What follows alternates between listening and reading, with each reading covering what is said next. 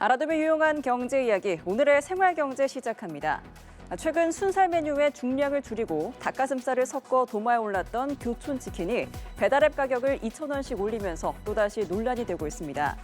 본사는 점주들을 위한 결정이라는 입장이지만 취재 결과 가맹점 중 일부는 반발해 본사를 상대로 손해배상 소송까지 준비하고 있는 것으로 확인됐습니다.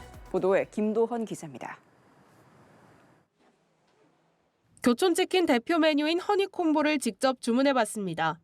배민원이랑 쿠팡 플랫폼만 지금 25,000원이고요. 원래 가격 23,000원입니다. 수수료가 너무 세서 지금 다 그렇게 올린 거거든요. 지난달 교촌치킨 서울 지역 가맹점들은 배민과 쿠팡이츠 등 배달앱에서 치킨 가격을 2,000원씩 올렸습니다. 앞서 교촌치킨이 순살 메뉴의 중량을 30% 가까이 줄이고 닭가슴살 부위를 섞기로 하면서 이른바 슈링크플레이션 논란에 휩싸인 지 불과 일주일여 만이었습니다. 이에 대해 본사 측은 중량을 줄인 건 가맹점주들의 수익을 개선하기 위한 조치였다고 설명했습니다.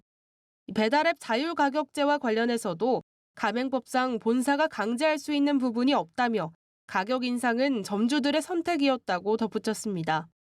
하지만 점주들은 울며 겨자 먹기로 가격을 올릴 수밖에 없었다고 토로했는데 가맹점 중에서는 본사를 상대로 손해배상 소송을 준비하는 곳도 있는 것으로 확인됐습니다.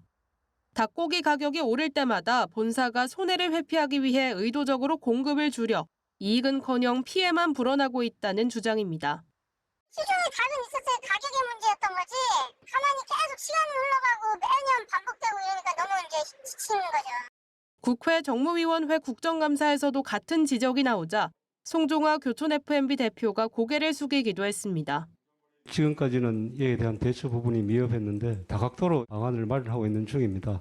대통령실도 치킨값 꼼수 인상을 막을 수 있는 방지책을 마련하라고 주문한 상황. 본사와 가맹점 사이 상생을 위한 소통이 필요해 보입니다. 연합뉴스TV 김도헌입니다. 네, 예년보다 빨리 찾아온 추위에 유통가에서 월동 특수조짐이 보이고 있습니다. 롯데백화점에 따르면 지난 주말 백화점과 아울렛 매출은 지난해 같은 기간보다 각각 20% 이상 증가했습니다. 지난 주말 신세계백화점의 패션 매출은 14%, 현대백화점 패션 매출도 28.9% 늘었습니다. 계절이 바뀔 때 수요가 높은 침구류 매출도 증가세를 보이는 것으로 나타났습니다. 아우터 등 겨울 의류는 단가와 마진이 높아 유통업계의 실적 효자 품목으로 꼽힙니다.